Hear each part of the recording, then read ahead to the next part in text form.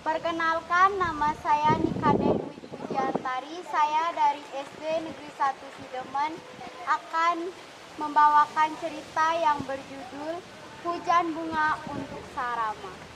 Om Swastiastu, Om Awinam Astu Nama Sidam Tata.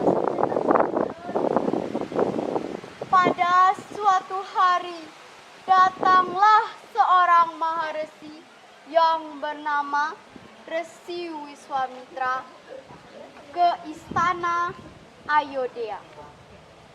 Kedatangan beliau disambut langsung oleh Raja Dasarata. Setelah memberi penghormatan, Raja Dasarata kemudian menanyakan apa maksud kedatangan sang resi. Sang resi menyampaikan maksud kedatangannya untuk memohon bantuan. Raja Dasarata langsung menjawab bahwa ia akan sanggup bantu dan menanyakan bantuan apa yang harus diberikan. Sang resi lalu bercerita, "Saya dan beberapa resi lainnya di pertapaan Sidarsama ketika melaksanakan yadnya selalu diganggu oleh para raksasa di bawah pimpinan Tataka dan Marica.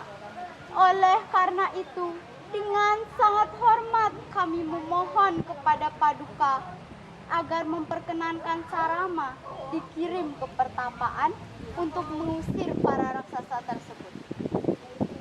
Mendengar permintaan sang resi, timbullah rasa kekhawatiran Raja Dasarata untuk melepaskan Sarama dikirim ke pertapaan untuk mengusir raksasa itu. Sebab sang Rama masih terlalu muda dan belum berpengalaman. Oleh karena itu, Raja Dasarata menjawab, "Wahai Paduka Resi, janganlah Paduka meminta sang Rama agar dihadapkan kepada para raksasa itu. Sebab sang Rama masih terlalu kecil dan belum berpengalaman. Biar kami kirimkan prajurit yang lain saja." Sang resi kemudian menjawab, "Wahai Paduka Raja, bukankah Paduka tadi telah berjanji akan mengabulkan semua permintaan saya? Sekali berjanji, hendaknya Paduka tidak ragu untuk melaksanakannya. Yang saya minta bantuan adalah sang Rama, bukan yang lain. Dan untuk keselamatannya, janganlah Paduka khawatir, sebab sang Rama bukan manusia biasa. Dan saya yakin dia akan selamat dan berhasil mengalahkan semua musuh." Mendengar perkataan sang resi, Raja Dasarata kembali berpikir. Jika tidak diberikan, takutnya sang resi akan marah sampai mengeluarkan kutukan. Dan untuk keselamatan sang Rama, biarlah terserah Dewata. Dan pada akhirnya dikabulkanlah permintaan sang resi oleh Raja Dasarata. Maka dipanggillah sang Rama, diberitahukan akan tugasnya dan agar bersiap-siap untuk keesokan hari. Sementara itu sang Laksamana yang senantiasa berada dekat dengan sang Rama menyatakan diri untuk menyertai sang Rama. Keesokan harinya berangkatlah sang Rama dan sang Laksamana mengirimi Resi Wiswamitra menuju pertapaan Sidarsama. Mereka meninggalkan istana Ayodhya dengan senjata lengkap. Sementara itu, banyak rakyat negeri Ayodhya, tak terhitung besar maupun kecil, lelaki maupun perempuan, sedih menangis karena menaruh rasa kasihan. Jalan yang ditempuh cukup jauh, melintasi sungai-sungai dan danau, melewati lembah, jurang, dan bukit. tampak desa-desa juga yang dilalui. Ada juga permandian yang di mana taman-taman dan telaga juga air terjun semuanya jernih, bahkan memberikan kesan nikmatnya tersendiri. Bunga teratai putih, bunga teratai merah sedang berbau harum, sedangkan kumbangnya riuh bersuara mendengung bernafsu. Ada pula angin yang sepoi-sepoi basah meniup bau harum wangi semerbak. Sungguh menyenangkan sekali perasaan hati mereka. Sebelum matahari terbenam, sampailah mereka di tepi sungai Serayu. Mereka memutuskan untuk bermalam di tempat itu.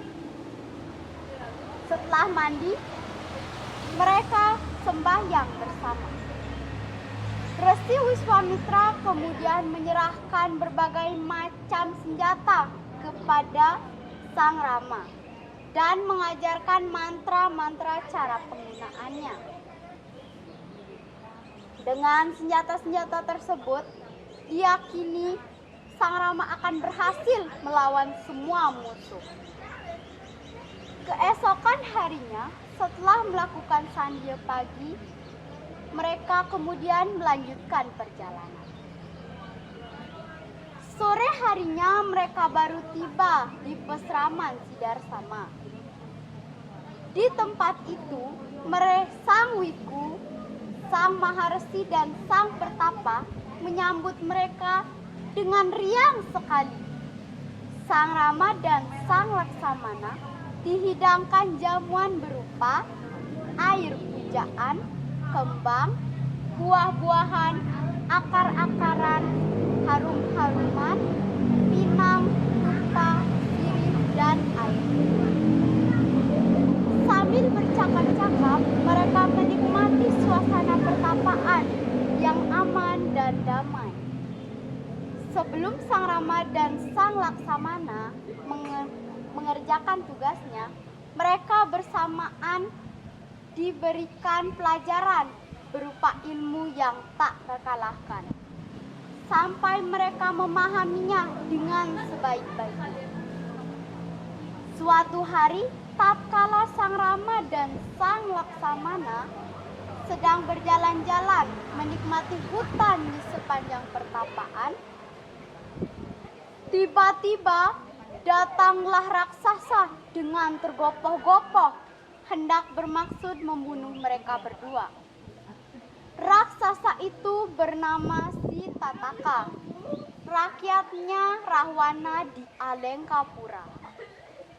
Sang Rama dengan sangat berhati-hati mengambil busurnya yang utama dilengkapi dengan anak panah yang tajam. Kemudian diarahkan ke arah kepala Sitataka, yang menyebabkan Sitataka jatuh terguling-guling, tak berdaya sama sekali, dan akhirnya mati. Setelah Sitataka mati, mereka kembali bergembira. Maka dibuatkanlah upacara korban untuk lancarnya pemujaan.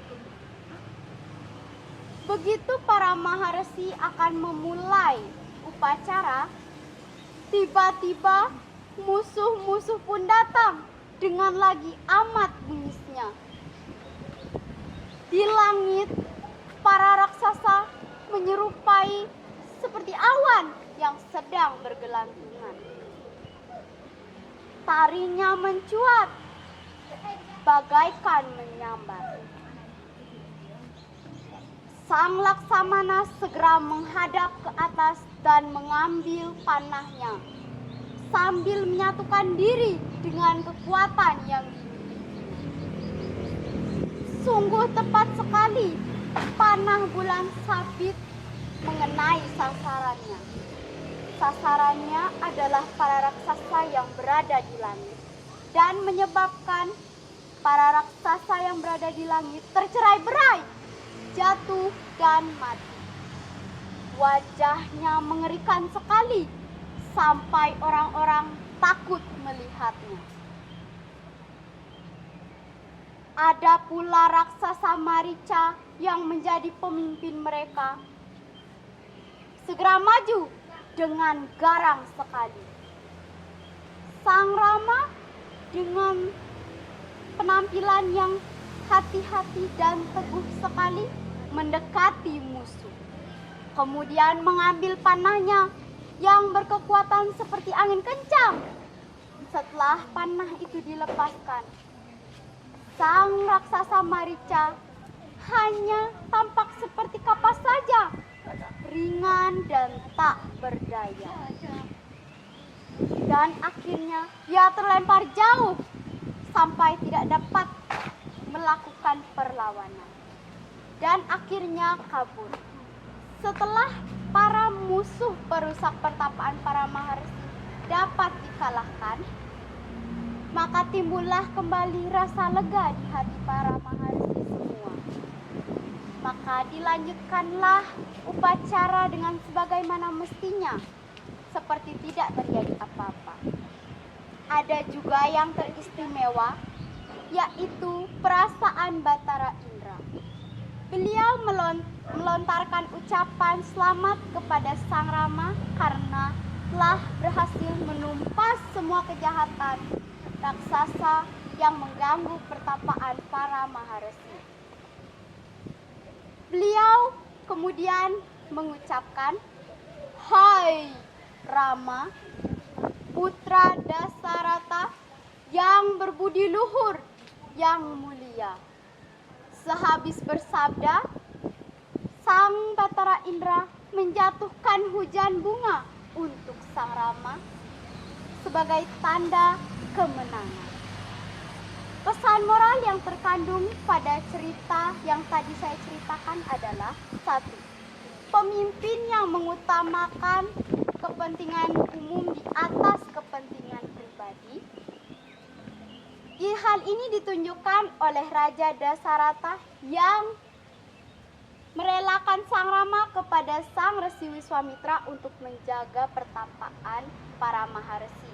Meski pertamanya masih terdapat rasa keraguan-raguan, namun pada akhirnya dia membolehkannya. Yang kedua, ada pula rasa mengabdi kepada kakak, negeri, dan bangsa. Hal ini ditunjukkan oleh Sang Laksamana yang ikut ke hutan untuk menjaga pertapaan para Maharsi. Meski tidak ada yang menyuruh oleh Resi Wiswamitra dan oleh ayahandanya. Sekian cerita saya ucapkan Om Santi Santi Santi Om.